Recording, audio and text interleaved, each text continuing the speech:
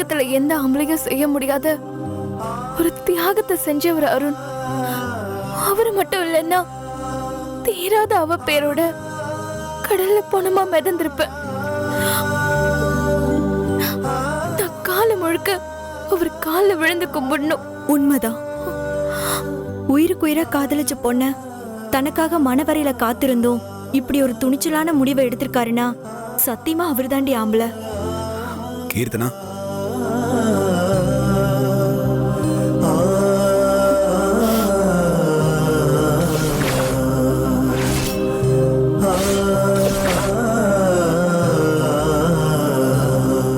என்ன மன்னிச்சிருங்க அருண். நீங்க யார்கிட்டயும் எதையும் சொல்ல வேண்டாம்னு சொல்லியும் நான் உண்மையை சொல்லிட்டேன். என்னால எல்லா வலியையும் மனசுக்குள்ள போட்டு அடைக்க முடியல. யார்கிட்டயாவது ஷேர் பண்ணிக்கணும்னு நினைச்சேன். எனக்கு நீங்க நல்லவருங்கிறத மட்டும் சொல்லணும்னு தோணுச்சு. கீர்த்தனா, எல்லாத்தையும் மனசுல அடக்கி வச்சு நீ கஷ்டப்படணும் நான் இதை உங்ககிட்ட சொல்லல. இதை பத்தி கேட்கறவங்க எல்லாருமே உன் ஃப்ரெண்டு மாதிரி நல்லவங்களா நியாயத்தை புரிஞ்சுக்கிறவங்களா இருக்க மாட்டாங்க. அதுக்கு பதிலா உன் நடத்தை தான் சந்தேகப்படுவாங்க. அது இன்னும் மனசை கஷ்டப்படுத்தும். அதுக்காக தான் இதை பத்தி யார்கிட்டையும் எதுவும் சொல்ல வேண்டாம்னு உங்ககிட்ட கேட்டுக்கிட்டேன். இந்த உலகத்துல சில பேர் அவங்களோட உயிருக்காகவும் மானத்துக்காகவும் வாழ்றாங்க. யாரோ ஒருத்தர் 2 பேர் தான் மத்தவங்களோட உயிருக்காகவும் மானத்துக்காகவும் தன்னையே தியாகம் பண்றாங்க. ஆனா அவங்க மேலதான் எல்லாரும் கல்லெறிறாங்க. உங்களை எல்லாரும் திட்டினப்போ எனக்கு எப்படி வலிச்சதுன்னு தெரியுமா அருண்? கீர்த்தனா, நான் ஏதோ பெரிய தியாகி மாதிரிலாம் பேசிட்டு இருக்காத. நான் பண்ணது ஒரு சாதாரண விஷயம். நம்ம கண்ணு முன்னாடி ஒரு பொண்ணோட உயிரும் அவ மானமும் கேள்விக்குறியா இருக்கிறப்போ அவளை காப்பாத்துறது தான் ஒரு மனுஷனோட முதல் கடமை. நான் செஞ்சதும் அதுதான். உங்களை பொறுத்த வரைக்கும் இது சாதாரணமான விஷயமா இருக்கலாம். ஆனா ஒரு பொண்ணுக்கு அது சாதாரண விஷயம் இல்ல. கட்டின பொண்டாட்டியே தினம் தினம் சந்தேகப்படுற ஆம்பளைங்களுக்கு மத்தியில எங்களை மாதிரி பொண்ணுங்களுக்கு நீங்க கடவுள் மாதிரி தான். பெரிய வார்த்தையில பேசாதீங்க ப்ளீஸ். மறுக்கிறது வேணா உங்க பெருந்தன்மையா இருக்கலாம். ஆனா அதான் உண்மை. நான் வரேங்க. சரி, உடம்ப பாத்துக்கோ.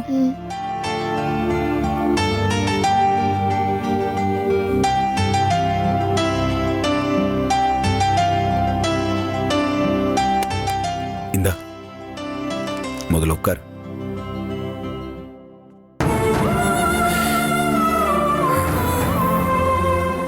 முதல்ல உன் மனசுல இருக்கிற தேவையில்லாத குற்ற உணர்ச்சியும் வலியையும் வெளியே வீசிடு. இந்த உலகத்துக்கு மட்டும் இல்ல, இதை உனக்கும் சேர்த்துதான் சொல்றேன். நீ என் வைஃப். உன் வயிற்றுல வளர்ற குழந்தைக்கு நான் தான் அப்பா. இது நான் உன்னை சமாதானப்படுத்தணும்னு சொல்லல, என் மனசுல இருந்து சொல்றேன். எப்பவுமே உன் குழந்தைக்கு நான் தான் அப்பா.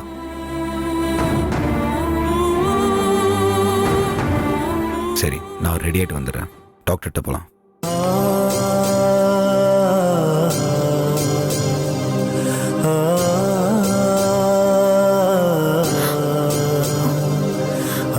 இந்த குழந்தைக்கு நீங்க வேணா அப்பாவா இருக்கலாம். ஆனா இதுக்கு காரணமானவனை கண்டுபிடிக்கணும். அது வரைக்கும் எனக்கு தூக்கமும் வராது, நிம்மதியும் இருக்காது.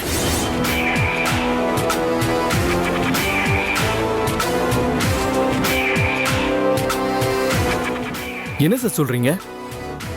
எல்லா போட்டோஸும் வச்சிருக்கானா?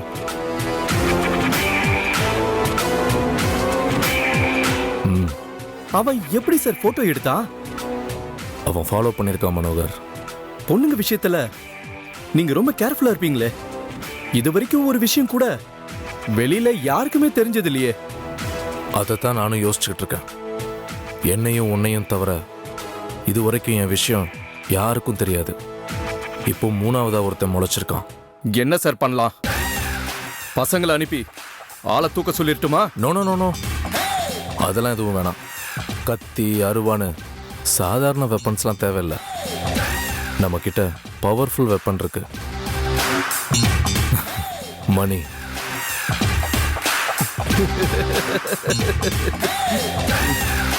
பணத்துக்கிட்ட பணியாத மனுஷன் இந்த பூமியில எவனுமே இல்லை. அவனை டீல் பண்றது ரொம்ப ஈஸி. அதை நான் பாத்துக்கிறேன்.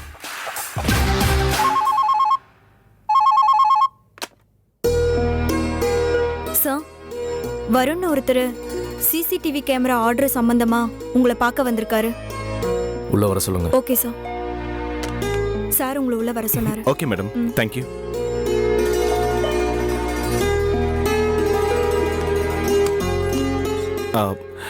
Excuse me sir, I am Varun. Hi, please. Thank you sir.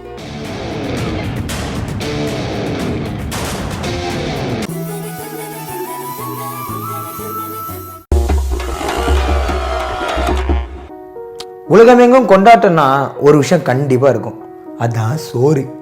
So மெட்ராஸ்லேருந்து Chennai வரைக்கும் நம்ம கூடவே இருக்கிற ஸ்ட்ரீட் ஃபுட்ஸ் எல்லாத்தையும் கொண்டாட தான் இந்த வீடியோ.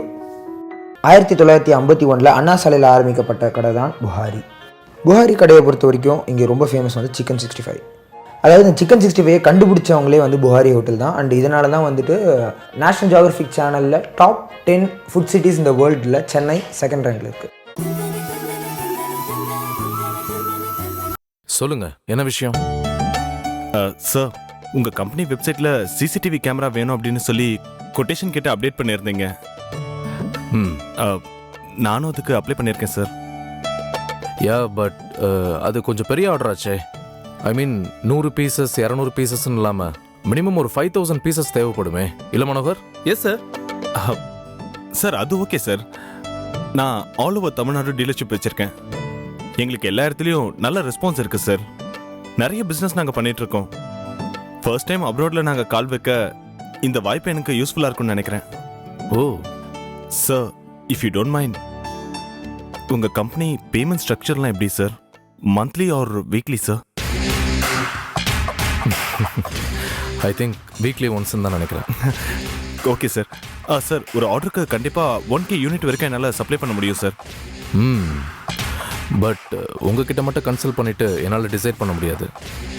நிறைய கொட்டேஷன்ஸ் வந்திருக்கு, அதெல்லாம் பார்த்துட்டு தான். சார், நீங்கள் எவ்வளோ கொட்டேஷனை பார்த்தாலும் அவங்களெல்லாம் விட ப்ரைஸ்லையும் குவாலிட்டிலையும் காம்படேட்டிவாக நாங்கள் தான் சார் இருப்போம். நல்லா பேசுகிறீங்க. I like your confidence. ஆமாம், உங்களுக்கு கல்யாணம் ஆயிடுச்சா? சார், உங்களுக்கு கல்யாணம் ஆயிடுச்சான்னு கேட்டேன் sir. Yes sir, very recently I got married. Okay, as a டீலரா இந்த ஆர்டரில் உங்களுக்கு எத்தனை பர்சன்டேஜ் கிடைக்கும்? Sir, okay okay, no problem. நீங்கள் என்கிட்ட சொல்லணும்னு எந்த கட்டாயமும் கிடையாது. Okay sir.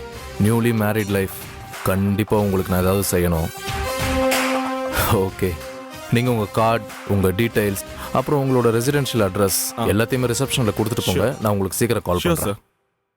நான் இப்போ கிளம்புறேன் sir. Okay, thank you sir. Yeah, looking forward. Sure. Thank you sir.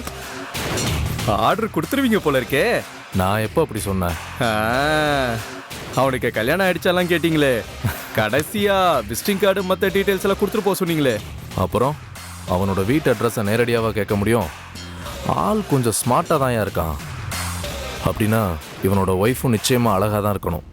அப்போ ஆர்டர் கன்ஃபார்ம். அது அவன் ஒய்ஃப் அழகை பொறுத்து இருக்கு. Let us see. என்னை பற்றி தான் உனக்கு நல்லா தெரியுமே. எல்லா பொண்ணுங்களையும் நான் பார்க்க மாட்டேன். கொஞ்சம் லட்சணமா ஹோம்லியா குடும்ப பங்கா இருந்தா என் மனசால பாயும். அவ்வளோதான்.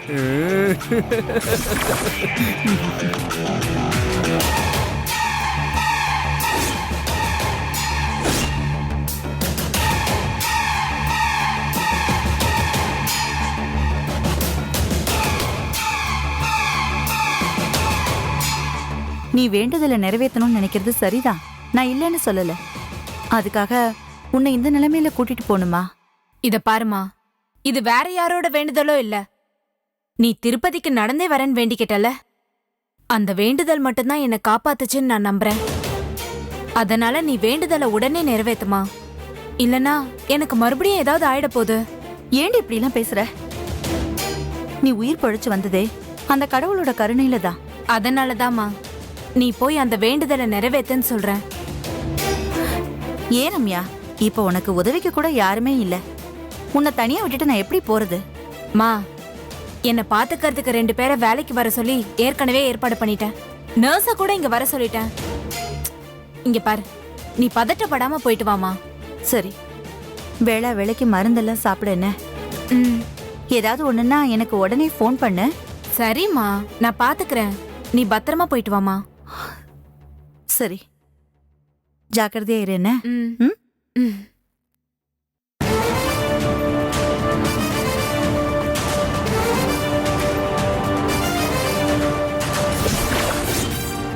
நீ வீட்ல இருந்தா நான் செய்ய போற காரியத்துக்கு நீ இடைஞ்சலா இருப்ப. அதனாலதாம்மா நான் உன்னை ஃபர்ஸ்ட் பேக் பண்ணி அனுப்புறேன்.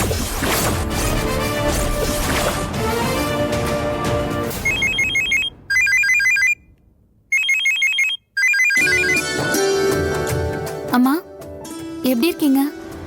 நான் நல்லா இருக்கேன் பிரியா. ரம்யா எப்படி இருக்கா? ரம்யாக்கு இப்ப பரவாயில்ல. ஆமா, நீ ஏன் வீட்டு பக்கமே வரல? ஆம், இல்லம்மா, அவளுக்கு இன்னும் என் மேல கோவம் இருக்கு. கொஞ்ச நாள் ஆனா சரியாகும், அதுக்கப்புறமா வந்து பார்க்கலான்னு தான். ரம்யாவுக்கு குணமாயிடுச்சுன்னா நான் திருப்பதிக்கு வரதா வேண்டிக்கிட்டேன்.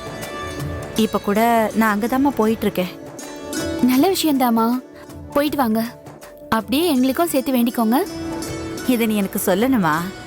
நான் எல்லாருக்கும் சேர்த்து தான் வேண்டிக்கிட்டு வருவேன்.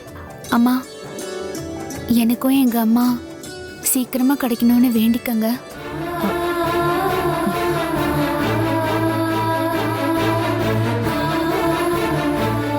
நிச்சயமா பிரியா.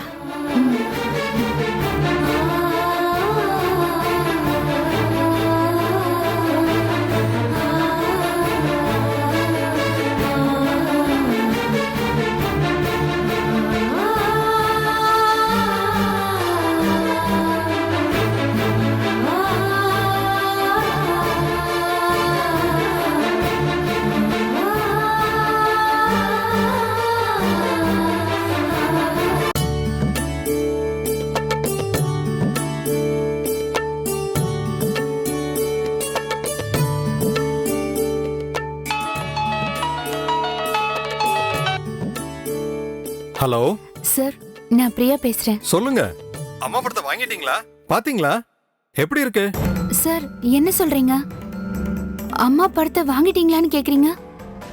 அப்போ படத்தை வரைஞ்சு முடிச்சிட்டீங்களா? உங்க தங்கச்சி கல்யாணத்தன்னைக்கு சர்ப்ரைஸ் கொடுக்கலான்னு கொண்டு வந்தேனே, இன்னும் பார்க்கலையா? கல்யாண வேலையில நீங்க பிஸியா இருக்கிறீங்கன்னு உங்க தங்கச்சி நானே கொடுத்துட்றேன்னு வாங்கினாங்களே. ரம்யா கிட்டயா? Hello hello Priya. ஏன் தங்கச்சி கிட்டயா? ஆமா, உங்ககிட்ட இன்னும் தரலையா? அது அது வந்து கல்யாண பிஸில மறந்துருப்பா. நான் வாங்கிக்கிறேன். ஓகே ஓகே, ஒரு நிமிஷம் பதறி போயிட்டேன். அவங்க கிட்ட போட்டோ வாங்கிடுவீங்கல்ல? கண்டிப்பா, என் தங்கச்சி கிட்ட தானே இருக்கு. No problem. சரிங்க பிரியா. சார், ஒரு நிமிஷம். சொல்லுங்க சார், என் அம்மா எப்படி இருந்தாங்க சார்? அவங்க முகத்தை பார்த்தாலே லக்ஷ்மி கடாட்சம் பொங்கும். அவ்வளவு ஐஸ்வர்யமான முகம். சீக்கிரமா உங்க அம்மாவை கண்டுபிடிக்க வாழ்த்துக்கள். Thank you sir.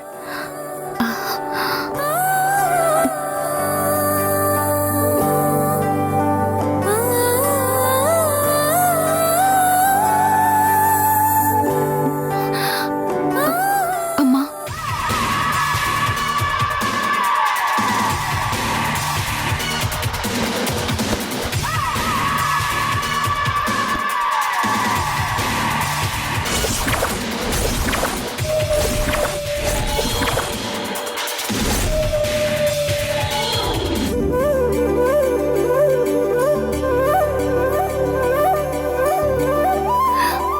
அம்மா,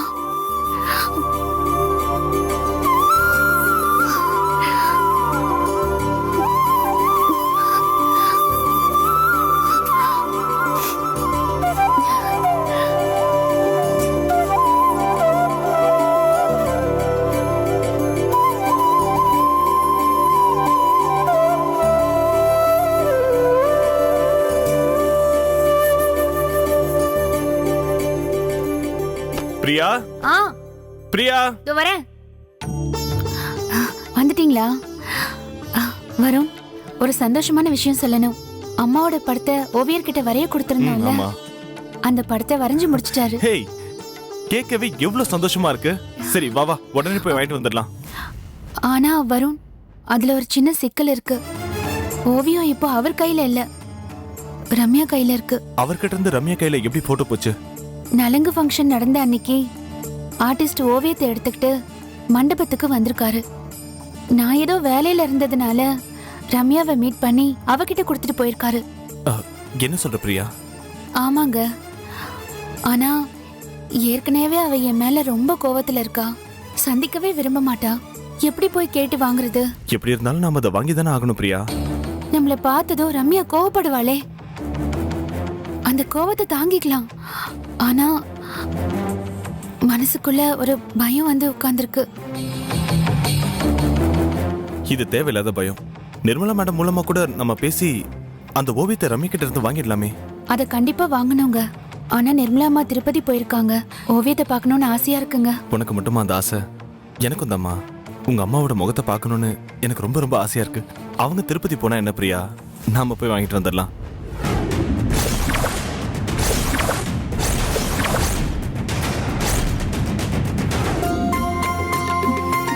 இன்னொரு சந்தோஷமான விஷயம் பிரியா. என்னங்க? இன்னைக்கு ஒரு எக்ஸ்போர்ட் கம்பெனிக்கு சிசிடிவி கேமரா ஆர்டர் விஷயமா பேச போயிருந்தேன். அது ரொம்ப பெரிய கம்பெனி. ஃபாரின்க்கெல்லாம் சிசிடிவி கேமரா எக்ஸ்போர்ட் பண்றவங்க. நம்ம கொடுக்குற கொட்டேஷனை பார்த்துட்டு ரொம்ப நியாயமா இருந்துச்சுன்னா கண்டிப்பா உங்களுக்கு ஆர்டர் தரேன்னு அந்த கம்பெனி எம்டி என்கிட்ட சொல்லிட்டாரு. அந்த கம்பெனி ஆர்டர் மட்டும் நம்மளுக்கு கிடைச்சதுன்னு வச்சுக்கோயேன், நம்ம பிசினஸ் பெரிய லெவல்ல போயிடும் பிரியா. கேட்கறதுக்கு ரொம்ப சந்தோஷமா இருக்குங்க. இங்க பார் பிரியா, உனக்கு உங்க அம்மா கிடைக்க போறாங்க, எனக்கு பெரிய ஆர்டர் கிடைக்க போகுது. இனிமே நம்ம வாழ்க்கையை சந்தோஷமா அமைச்சுக்கலாம் பிரியா. சரிங்க.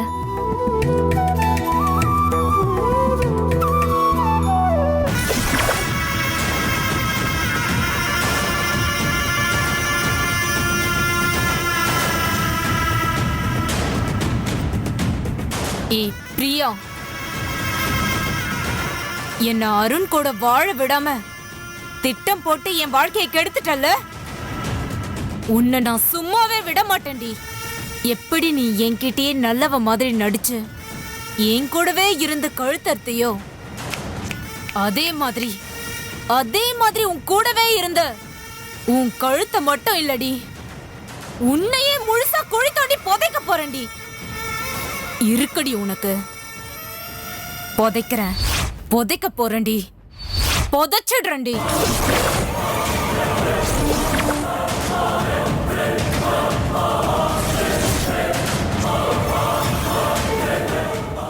சாங்ஸ் ட்ரெய்லர் பார்க்குறதுக்கும் சரி, அண்ட் எனி ஃபியூச்சர் அப்டேட்ஸாக இருக்கட்டும், ட்ரெண்ட் மியூசிக்கை சப்ஸ்கிரைப் பண்ணுங்கள். கண்டிப்பா ட்ரெண்ட் மியூசிக்கை சப்ஸ்கிரைப் பண்ணுங்க.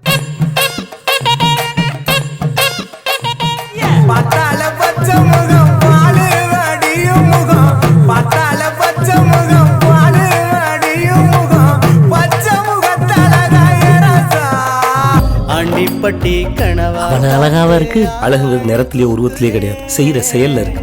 ஐத்த பொண்ணு என்ன தாக்குதே.